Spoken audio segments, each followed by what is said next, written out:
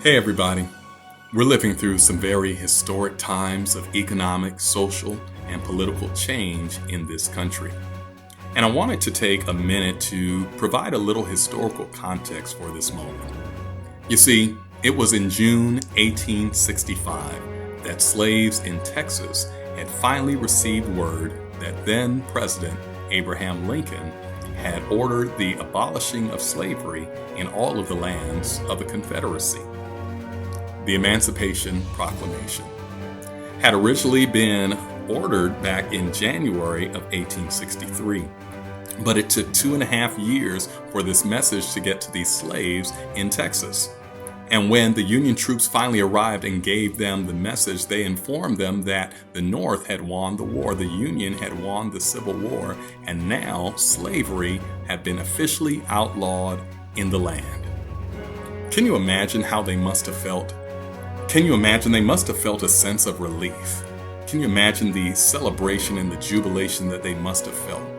That after almost 2.5 centuries of this brutal and barbaric system of slavery that was so violent and so denigrating of themselves, their personhood, and their bodies, that after 2.5 centuries, now finally they and their children were finally free. Oh, they celebrated. They received this news on June the 19th, 1865, and that day became known as Juneteenth. Well, it's been 155 years since the first Juneteenth, but unfortunately, many of us still aren't free. Just a few days ago, it was reported in California and in Texas that 3 black men were recently lynched. Their bodies were found swinging and hanging from a tree, there in public view for everyone to see. We still have black men and women dying at the hands of police violence. The most recent instance now just being last Friday in Atlanta, Rayshard Brooks. And in this environment, we still have political leaders that refuse to acknowledge that black lives matter. Understand, beloved, freedom ain't free. It takes sacrifice. It takes commitment. It takes action. Just the other day, the men of Metro took their protest to the streets of D.C. And as we marched in front of the White House, they spoke out. We spoke out against this very vicious violence and the racism that we have been seeing in our country for far too long. Just last week, we convened a town hall session at our church for our local elected leaders that showed up, and we let our voice be heard to them that the time for change is now. And I'm very heartened that over the last several days, I have seen that we actually have police reform legislation that is actually moving in our county and in our county council right now in Prince George's County, Maryland. We also have police reform that is being passed and enacted in Montgomery County. I'm also seeing it in the District of Columbia. They have also just passed and enacted some police reforms as well, and they have more measures that they are pushing and that they are considering. All around the entire nation, on the local, the state, and the federal level, we see that there are actual policies and legislation that is being moved now and positioned to change and make a difference against the police violence that we have been seeing for far too long. I believe even the corporations of our land are getting in on this, and they are seeing that there is a shift in the culture. And so they are also trying to get with this movement and realign their values in harmony with where they think that their consumers, where they believe that their customers are. I just saw that Quaker just decided that they are going to phase out Aunt Jemima after over a century. I also read that in California, the University of California school system also decided that they were going to reinstate affirmative action in their enrollment process after 24 years of its repeal. 24 years, I remember I was in California. I had just come out of high school, and I remember when they repealed affirmative action.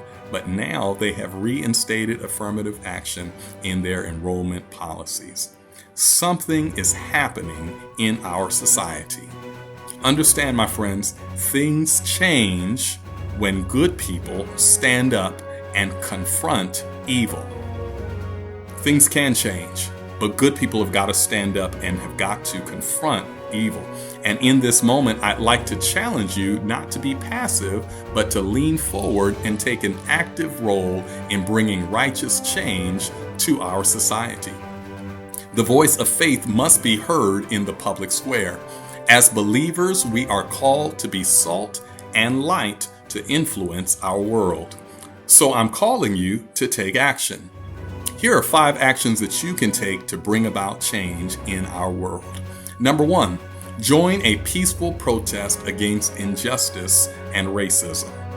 Number 2, call, email, write, contact your local representative, your local elected leaders, and let them know how you feel. Let them hear your voice. Let them hear your opinion on the issues of the day with regard to racism and police violence. Number 3, make sure to take the time to register to vote.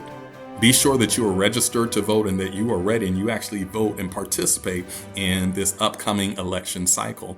And then also, while you're doing that, be sure that you complete your census form. If you haven't done it already, many of you have, but some of you have not. If you have not completed your census, complete your census form. It is vital, it is critical that you are counted and that we have our community adequately represented in the halls of power of this country. Number 4, join a civil rights organization. Now, we don't have to reinvent the wheel. There are all types of groups and organizations that have been fighting the good fight for a very long time and that have been working on issues of justice and equality for a long time. Join some of these organizations. And then finally, number 5, support a Black-owned business. Support a Black-owned business, Black business owner, and reinvest dollars back into our community. My friends, freedom ain't free. It requires action. In Luke 4:18, Jesus declared his mission.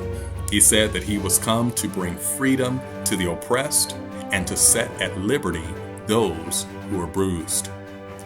As we commemorate Juneteenth, remember the sacrifices of our ancestors and our forefathers and stand for freedom by taking action.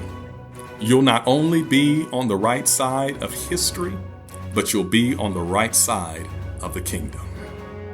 Until then, stay encouraged, get active, and keep the faith.